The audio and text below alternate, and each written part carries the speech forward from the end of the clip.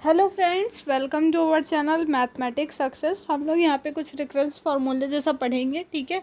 तो इसे आप लोग दो तरीके हैं इसके देखने के। तो एक तरीका हम बता दे रहे हैं, एक आपको दिखा देंगे ऐसे ही। अगर आपको वो समझ में आए तो वो लगा लीजिए, ये समझ में आए तो ये लगा लीजिए, ठीक है। और काफ़ी कुछ सीखेंगे। इससे पहले भी हम काफ़ी कुछ नया पढ़ चुके हैं, तो अगर आपने वो नहीं देखे हैं तो जाके प्लेलिस्ट बनी हुई है चैनल पे, देख सकते हैं, सारे वीडियोज़ हैं। अब ये चैप्टर आज और कल ही शायद होगा, उसके बाद ऑब्जेक्टिव डिस्कस करेंगे, तो आप लोग इसको रिवाइज करते रहिएगा, ठीक है। और आपका रिज़ल्ट भी आने वाला है जल्दी ही। थर्ड ईयर वालों का पहले रिज़ल्ट आएगा। बहुत सारा जो है बच्चे मतलब कमेंट भी कर रहे हैं और टेंशन में भी है कि रिज़ल्ट नहीं आया, ठीक है।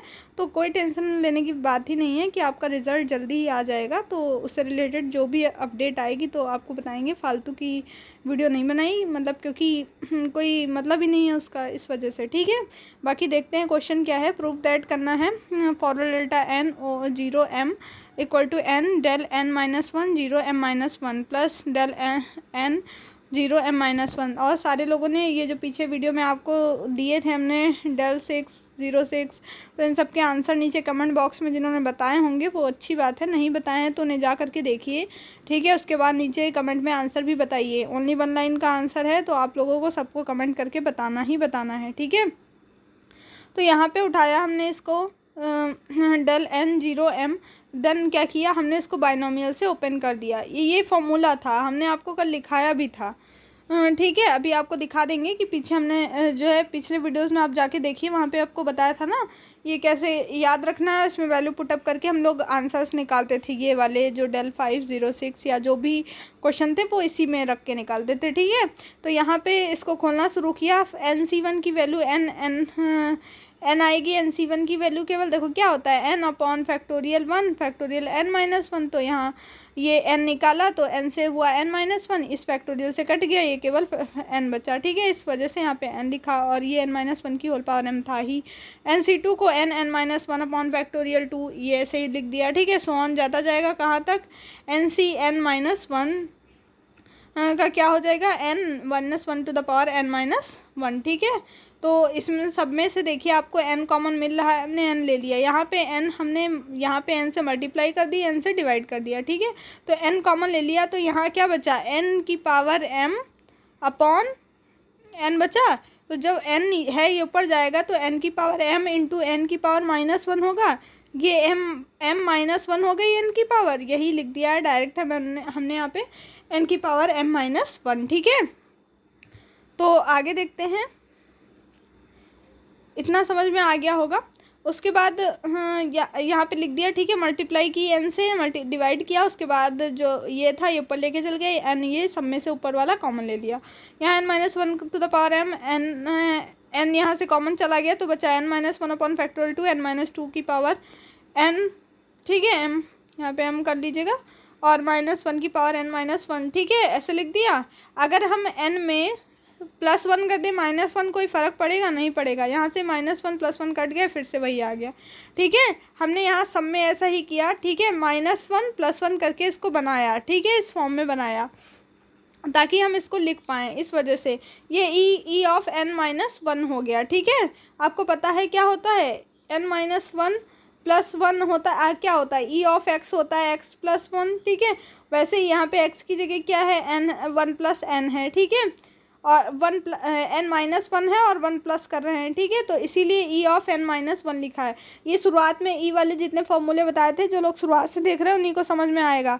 e ऑफ बताया था ना, x + h होता है, e ऑफ f(x) बराबर x + n(h) बताया था ना, तो वैसे ही। तो यहाँ पे अगर x हम पूरे 1 + n को n-1 को माने, ठीक है, n-1 को पूरा x माने तो n-1 + 1 होगा। इसीलिए इसको लिखने के लिए हमने यहाँ पे -1 + 1 किया है, ताकि हम लोग इसको e ऑफ n-1 लिख पाएँ, ठीक है। इतनी चीज़ें क्लियर हुई।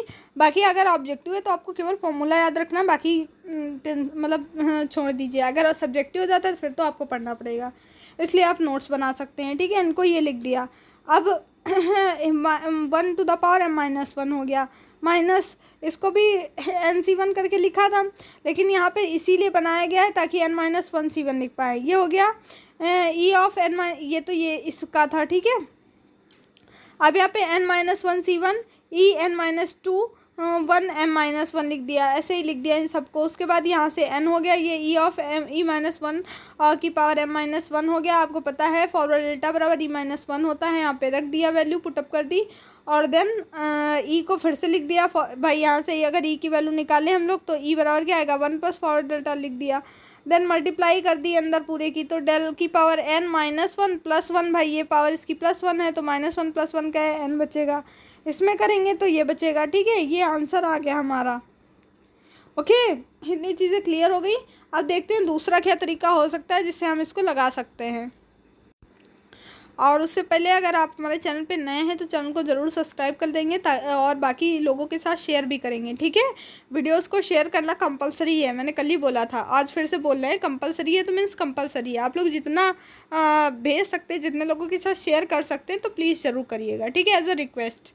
तो यहाँ पे देख लीजिए, हम लोग इसको इस टाइप से भी कर सकते हैं। यहाँ फॉरवर्ड डेल्टा बराबर e-1 to the power n रखे फॉर x इक्वल टू 0। ठीक है, ये हम जानते हैं। देन सिग्मा के फॉर्म में इसको लिखेंगे r is equal to 1 to n NCR n-r की पावर m-1 की पावर r। ठीक है, then since last term is vanish at r equal to n। ठीक है, फिर इसको इस टाइप से खोलेंगे, सॉल्व करेंगे। ठीक है, तो ऐसे भी हम कर सकते हैं, तो आपको जैसे सही लगे आप उस टाइप से करिएगा। ठीक है, ये रिकरेंस रिलेशन है del n 0m del n-1 0m-1 del n m-1 का। ठीक है, तो ये बहुत ही मस्ट है, मतलब बहुत इंपॉर्टेंट है, इसके बिना सवाल नहीं होंगे, तो इसलिए इसको बिल्कुल रट डालिए। ठीक है, जितनी बार पढ़ना है उतनी बार पढ़िए। del n 0m equal to n paper में आएगा तो आप फार्मूला पहले लिख लीजिए, उसके बाद वैल्यू पुटअप करिए ताकि गलतियाँ ना हो। ठीक है, n del n-1 0m-1 plus del n 0m-1, इसको कई बार रिपीट करेंगे ताकि आपको याद हो जाए।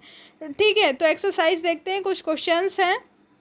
तो यहाँ पे दिया हुआ है, पूछ रहा है सम बताइए सीरीज़ का। तो ये एक सीरीज़ दी हुई है, यहाँ पे इस सीरीज़ का सम पूछा है, तो हमने लिखा था गिवन सीरीज एज। ठीक है, देन हेयर ux क्या है, आप देखिए पहला टर्म, पहले टर्म सबके देखिए, पहला टर्म देख रहे हैं, 2 के बाद भाई 2 है, फिर 5 है, फिर 8 है, यही तो हो रहा है, आपको दिख रहा है ना, ये AP में है कि नहीं है। सब में सेम डिफरेंस, यहाँ 3 का डिफरेंस, यहाँ भी 3 का डिफरेंस, इसके बाद जो अगला टर्म आएगा वहाँ भी 3 का डिफरेंस होगा, मतलब यहाँ 11 आ रहा होगा। ठीक है, सब में 3 का डिफरेंस होता जा रहा है। तो हमको क्या लिखना है, इसका फॉर्मूला होता है Tn। जब हमको nth टर्म निकालना होता है तो हम क्या लिखते हैं, Tn बराबर a plus n-1 into D. ठीक है, यहाँ पे जो a होता है ये हमारा फर्स्ट टर्म होता है, यहाँ पे a फर्स्ट टर्म क्या है, 2 है, 2 लिख दिया। ठीक है, प्लस टर्म कितने हैं हमको पता ही नहीं है तो x लिख दिया, x-1 D difference, D means difference, यहाँ पे डिफरेंस 3 का है, तो देखिए यही लिखा हुआ है कि नहीं, 2 प्लस x-1 इंटू 3 लिखा है।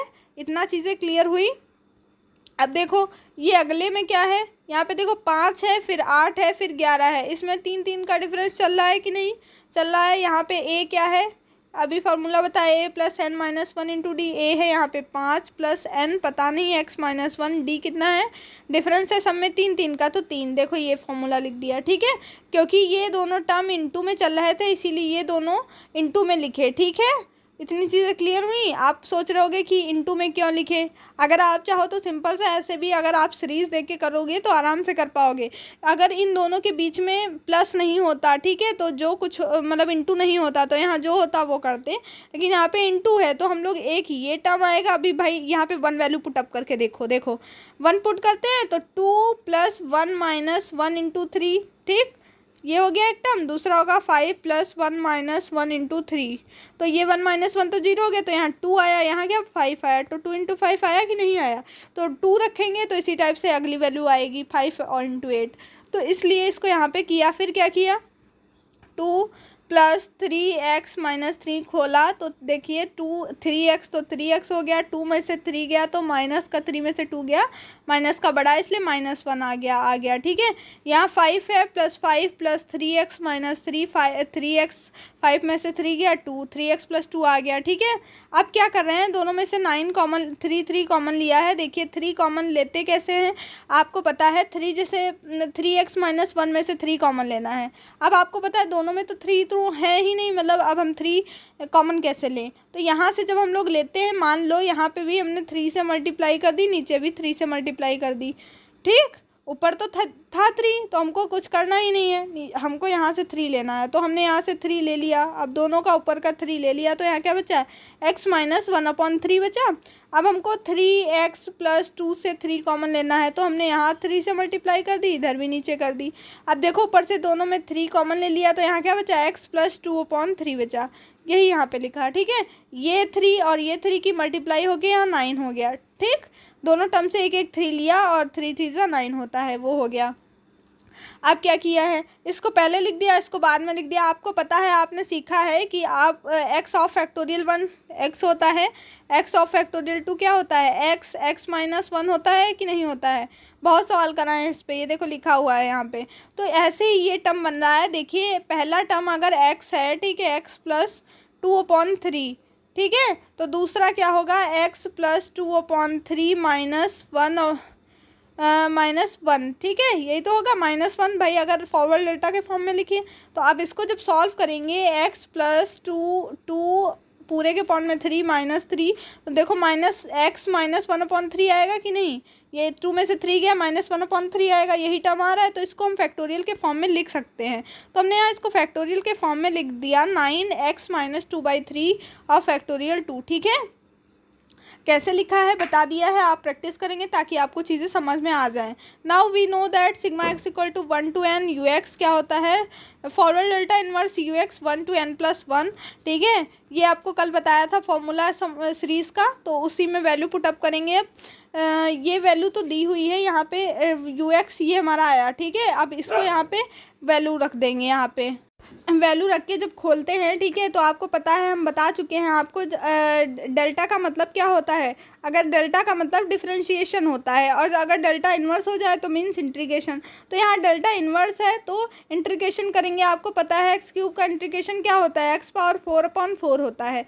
तो यहाँ जब हम लोग इंटीग्रेशन इसका करेंगे, मान लो x प्लस 2/3 बराबर a है, तो a का इंटीग्रेशन क्या होगा, a2 है। ठीक है, तो इसका इंटीग्रेशन हो जाएगा a3/3। ठीक है, तो a की वैल्यू यहाँ पे रख दी, x plus 2/3 of factorial 3। Limit कितनी रही, लिमिट 1 to n plus 1 ही रही। ठीक है, अब क्या करते हैं, यहाँ 3 जो अपॉन में आएगा उस 3 से ये वाला 9 से कट जाएगा, यहाँ 3 बचेगा, x प्लस 2/3 का ऑफ फैक्टोरियल 3।